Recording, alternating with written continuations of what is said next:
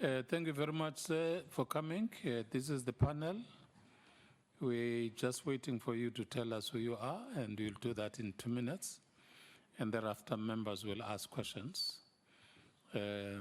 Each member with you, it will be 5 minutes. Member ask a question, and then you respond, and that must be done within 5 minutes. Thank you very much. Tell us about yourself. Thank you, Mr. Chairperson. Good evening, honourable members. Thank you for shortlisting me. I'm Willie Currie. I'm a policy and regulatory expert in broadcasting, telecommunications, and the internet. I want to highlight a few points from my experience. On the 25th of August 1990, as General Secretary of the Film and Allied Workers Organization, I helped organize a march on the SABC behind the demand to free the airwaves and to stop the privatization of the SABC.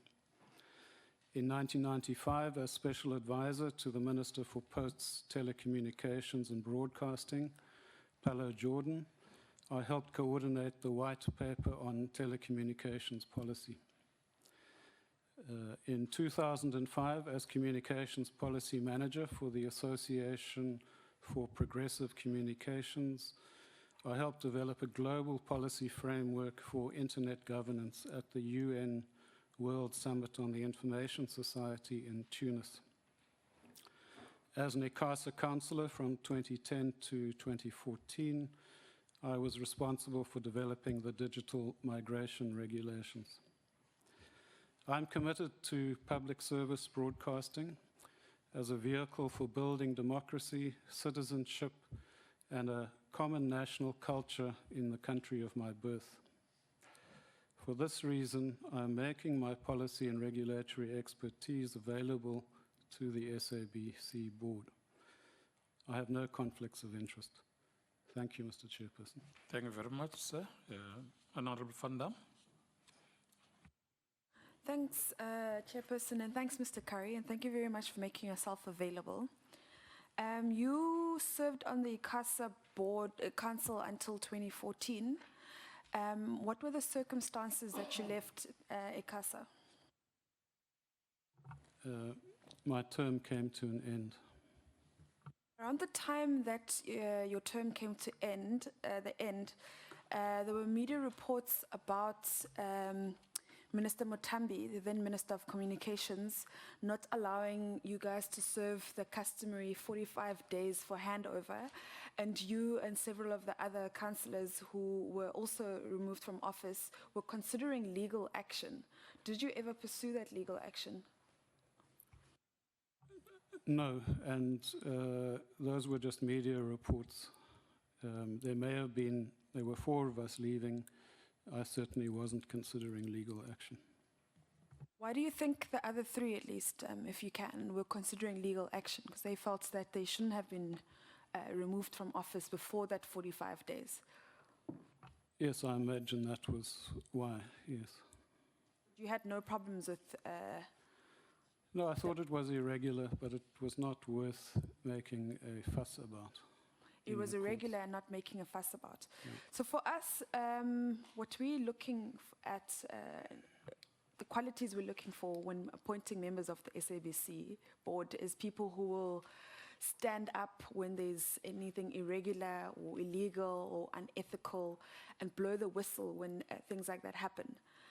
Here's an instance, although it's not as major, where you should have perhaps spoken out and you didn't. Why didn't you?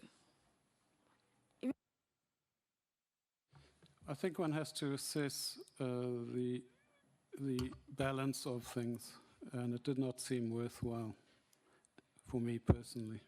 A minister, in essence, it wasn't a rule, it's a convention, breaking a convention. You didn't think it was worth making a fuss about. I mean, is there a scale that you have for yourself about when something is problematic and when it isn't? I think that there are instances where becomes difficult to continue. This was a matter at the end of a term. There was, in all likelihood, a process of where one could reapply. I, in fact, did reapply and was not shortlisted, and I left it at that. If we do appoint you to the SABC board, would you say you're someone who will withstand political pressure? When you see unethical conduct, illegal conduct, will you be the type of person who speaks out? Or will you just look at it and say, you know, is this worth an effort, and leave it at that? I think one has to understand the dynamics of a board. If the majority of a board are agents for an external principle, then that board is captured. Such people may or may not even be conscious that they're acting in that kind of a way. It becomes very difficult to deal in such an instance where people inside the board are acting on behalf of an external person. That doesn't really answer my question. My question is, if you are on the SABC board, if we do appoint you, and you see conduct that is either unethical, that is illegal, that is problematic, will you be the kind of person who will speak out? Well, what I would like to know is who would I speak to? Is it a matter of this committee as an accountability forum? I think you must answer that question. Who would you speak out to? I would report such matters to the National Prosecuting Authority.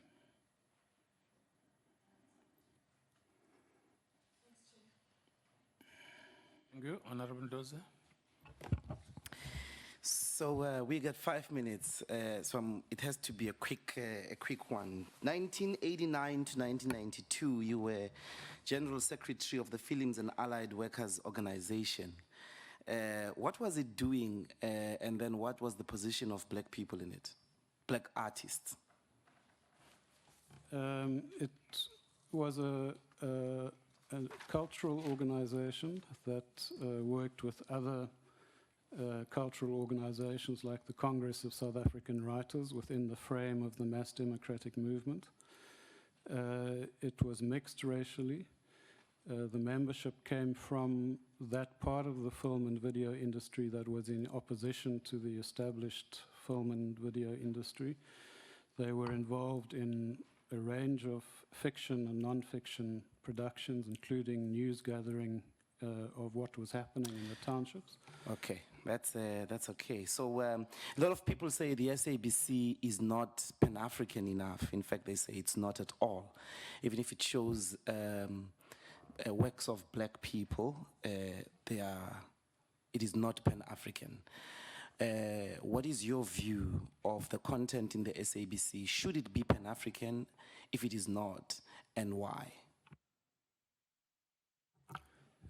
It kind of depends what you mean by Pan-African. You're free to say what you want. I would see it as content that needs to explore what is happening in our society, which is predominantly an African society. If it's, I think we have a very good soap opera capacity.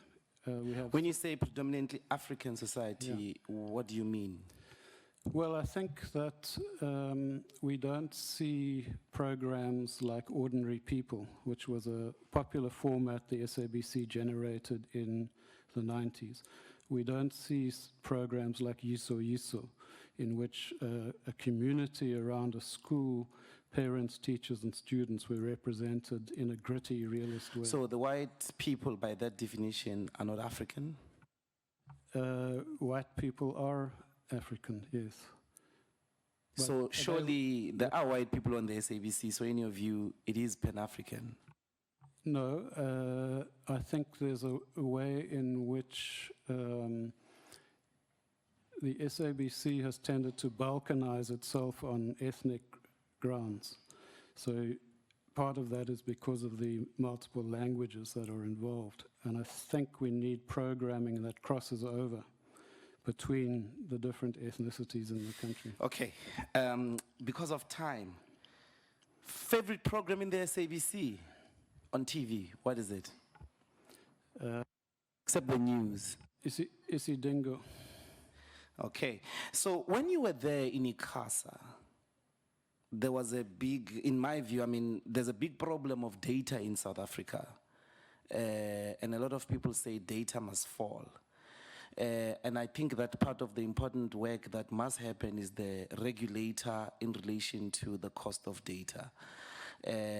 Did you deal with that? If not, just give us your view on this question of data and what did you do to try and address it when you were a councillor? In my term, we addressed the cost of the mobile termination rates, and we brought them down quite substantially. And I see now that ICASA is turning its attention onto bringing data down, and I certainly believe that the cost of data should be regulated in a downward direction. And then finally, what is your view? A lot of people say the best way to improve the SABC's funding is to privatize, sell some of its assets. For instance, privatize Metro FM. It's doing very well. It's urban. It could actually give the SABC a lot of money. What is your view on that? I believe that the SABC should be funded at least 75% by government grant. 75%. And 25% advertising. And I believe Round up, your time is up. I believe the license fee should be scrapped. Come again? License fee should be scrapped. TV licenses should be scrapped. Yeah. Could you just explain why? Tell us why, so that we don't misinterpret you. Why should government constitute 75%, and then why should we do away with TV licenses? The majority of the population live in poverty. It's an unnecessary burden on them to pay a license fee, which I imagine they don't in any case. And secondly, I think that the scale of funding for the SABC needs to match its purposes. And that should be done by motivating the SABC, motivating as to what it's going to do, and persuading the government of that capacity. For example, SABC cannot put up 15 channels on a DTT platform at the moment. Thank you. But yet that is the demand that the government is making of them. Thank you very much. Honorable Matisha. Good afternoon, sir. Permit me to refer you to Chapter 10 of the Constitution, which provides that the public administration in South Africa must be governed by the democratic values and principles enshrined in the Constitution, okay? And that these principles apply to SABC. Now, what I wish to say is that despite the SABC being governed in part by the Companies Act, we have problems. And kindly give me your views of the ethic that should apply to SABC and its governance. I don't think the SABC should be constituted as a private company. I think that should be reversed to the situation before the minister made that decision. SABC should function as a public corporation, and in its mandate it should be clear what its purposes is and what values it supports, particularly those of the Constitution. But when you say the minister must do that, it basically shifts, all the power to the minister and removes that from Parliament, the men and women who are here seated. No, I'm saying that that power should be stripped from the minister. She should not function as the shareholder. The shareholder is the public through Parliament. Oh, okay, I understand what you're saying. Now, linked to that, all right, is the point that the SABC is actually collapsing. It has collapsed in actual fact, financially. And they've got to go out like it's happening with the South African Airways to ask for money there and so on. What will Mr. Currie do once he becomes a member of the board? I think that I would argue that the SABC should advocate for a policy review. There are a whole lot of things that have, since the 1999 Broadcasting Act came in, that need to be addressed. One of these is the funding model. It's simply unsustainable as it currently stands. I really think that, for example, the project of digital migration should be on hold until the basic policy framework is reviewed. There are a range of things which give me cause for concern about going ahead, for example, with digital migration, when the SABC's funding model is unresolved. You have a monopoly of digital satellite that needs to be unbundled, if not nationalized. You have a continuous battle over whether set-top boxes should be encrypted. You've got corruption in the manufacturing of those set-top boxes. There are a whole range of things that need to be holistically reviewed in order to put not just public broadcasting, but the whole broadcasting space on a proper footing. I'm satisfied. Thank you greatly. Thank you very much, sir. Thank you, sir. Thanks, Honorable Matish. Honorable Kalako. Good afternoon, Mr. Currie.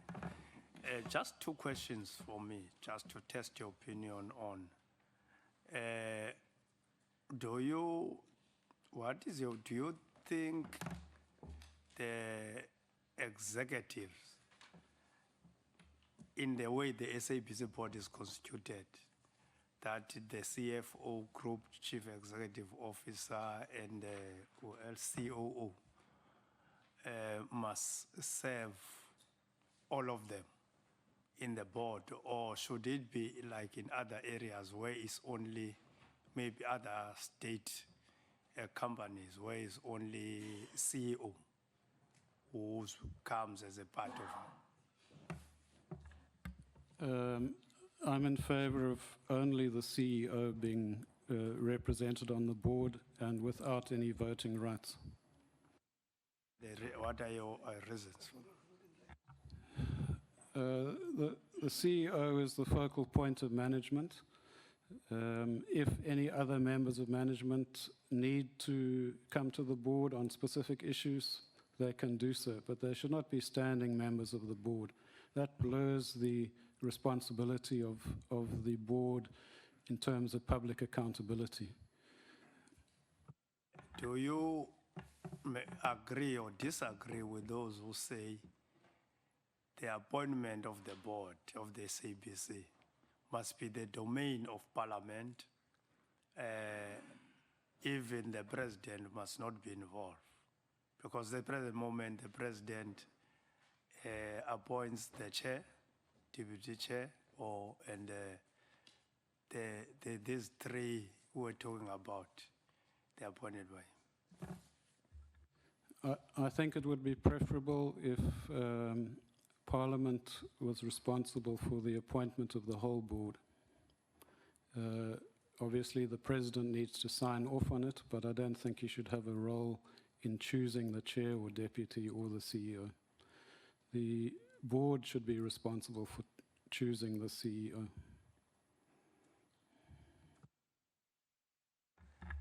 Thank you very much, Chair. No further question. Thank you. Mr. Currie, it's now your time to ask questions to members if you have, but if you don't have, don't worry. Well, I'd just like to return to this issue of what are the accountability structures of the SABC board. In my mind, you have an accountable actor, which is in this case the SABC board, and you have an accountability forum. Now, am I right in thinking that the accountability forum for the board is this portfolio committee or not?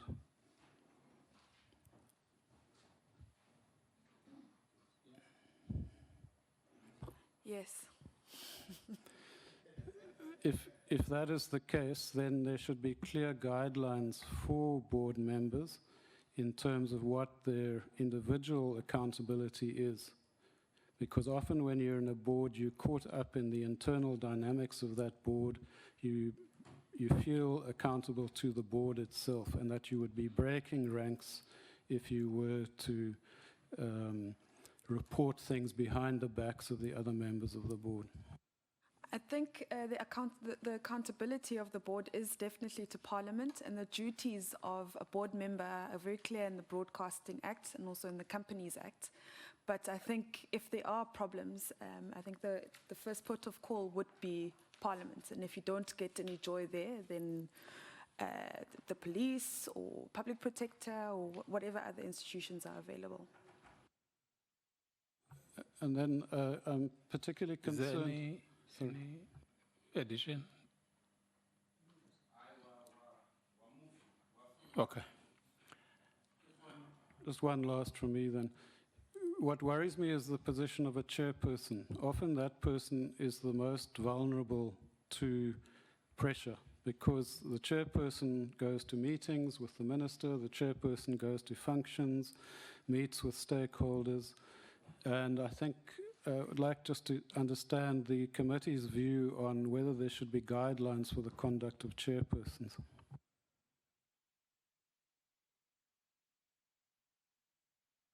No, I think those are some of the ideas which should be looked at and be discussed by this, in view of the problems we have, you know, despite we are having all these guiding documents and acts. Thank you, Chairperson. Thank you very much. Travel safely back to Johannesburg.